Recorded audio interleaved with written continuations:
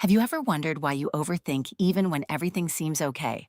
Why a simple text message, an unexpected bill, or a small mistake can leave you feeling anxious, overwhelmed, or emotionally exhausted? The truth is, it may not be because you're weak or overly sensitive. It may be because your nervous system has learned to stay in survival mode. And the good news is this: your nervous system can heal. When it heals, your relationships improve, your confidence grows, your mind becomes clearer, and your entire life begins to change. Your nervous system is like your body's internal security system. Every second of every day, it scans your environment, your thoughts, and even your memories, asking one question: am I safe? If the answer is yes, your body shifts into the parasympathetic nervous system, often called the rest and digest state. In this state, you feel calm, creative, connected, and able to think clearly. But if your brain senses danger, it activates the sympathetic nervous system, your fight, flight, or sometimes freeze response. Your heart beats faster, your muscles tighten, your breathing becomes shallow, and your brain focuses on survival instead of growth. The challenge is that your nervous system doesn't always distinguish between real danger and familiar danger. If you've experienced chronic stress, emotional neglect, criticism, bullying, unpredictable relationships, or trauma, your brain may begin treating ordinary situations as threats. A delayed reply to a message can feel like rejection. Making a mistake at work can feel like failure. Taking a day off can make you feel guilty or unsafe. These reactions aren't signs that something is wrong with you, they're signs that your nervous system learned to protect you the best way it knew how. Many people try to calm their nervous system with breathing exercises, meditation, cold showers, or yoga. These practices are valuable because they help regulate your body in the moment. They reduce stress hormones and activate your relaxation response. But imagine trying to scoop water out of a leaking boat without fixing the hole. Eventually, the boat fills up again. In the same way, temporary calming techniques are powerful, but lasting healing also requires changing the subconscious beliefs that keep telling your brain that the world is unsafe. The first step in healing is identifying the belief underneath your stress. Instead of only asking, "Why am I anxious?" ask yourself, "What does my nervous system believe right now?" You might discover beliefs like, "If I slow down, everything will fall apart." "I have to earn love by being productive. If people are upset with me, I'll be abandoned. I can't trust anyone." These beliefs often form during difficult experiences, but they are not permanent truths. They are survival strategies your brain developed to help you cope. The second step is taking tiny actions that gently challenge those beliefs. Healing doesn't happen through huge, dramatic changes. It happens through small moments that teach your nervous system a different reality. If your belief is, "I can't rest," try resting for 5 minutes without apologizing for it. If you believe saying no is dangerous, practice saying no to one small request. If asking for help feels uncomfortable, ask someone you trust for something simple. These tiny actions send a new message to your brain. Maybe I'm safe even when I do things differently.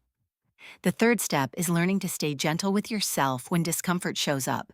As you challenge old patterns, your nervous system may become uncomfortable. That doesn't mean you're doing something wrong. It often means you're growing. Instead of criticizing yourself with thoughts like, "Why am I still like this?" try speaking to yourself the way you would comfort a close friend. You might say, "This feels uncomfortable because it's new, not because it's dangerous." Self-compassion helps calm the nervous system far more effectively than self-judgment. Next, start collecting evidence that you are safe. Every time you set a healthy boundary, take a break without everything falling apart. Express your feelings honestly, or survive an uncomfortable conversation, pause and acknowledge it. Tell yourself, "I did something different and I was okay." Your brain learns through experience, not just positive thinking. Every small success becomes evidence that updates your internal belief system. The final step is repetition. Your brain changes through neuroplasticity, which means it builds new neural pathways based on repeated experiences. Healing isn't about one breakthrough moment, it's about showing your nervous system again and again that safety is possible. Small actions repeated consistently create lasting change. One reason many people feel stuck is because they try to heal too quickly. They push themselves into situations that overwhelm them, believing that more pressure will make them stronger. But the nervous system responds better to gentle, consistent expansion than to force. Think of it like stretching a muscle. If you stretch too hard, you create pain. If you stretch gradually, you build flexibility. Healing works the same way. Another important part of nervous system healing is connection. Human beings are wired for relationships. Safe, supportive connections with trusted friends, family members, mentors, or therapists help regulate the nervous system.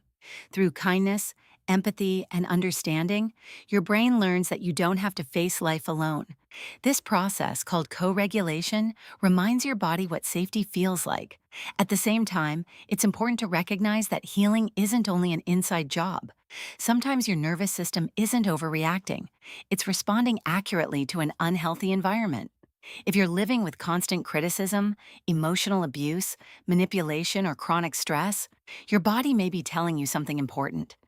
In these situations, healing may involve creating real safety by setting boundaries, reducing exposure to toxic relationships, or making difficult but necessary life changes. A nervous system cannot fully relax in an environment that remains genuinely unsafe.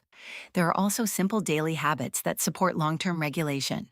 Prioritize consistent sleep, nourish your body with balanced meals, spend time outdoors, move your body in ways you enjoy, and reduce constant digital stimulation.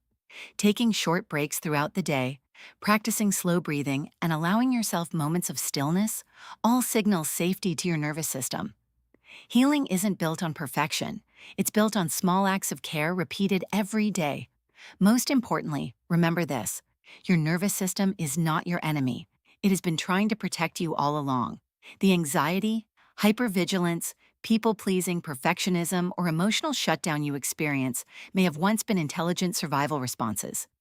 Thank your nervous system for working so hard to keep you safe, and then gently begin teaching it that you are no longer living in the past. You don't have to rush your healing.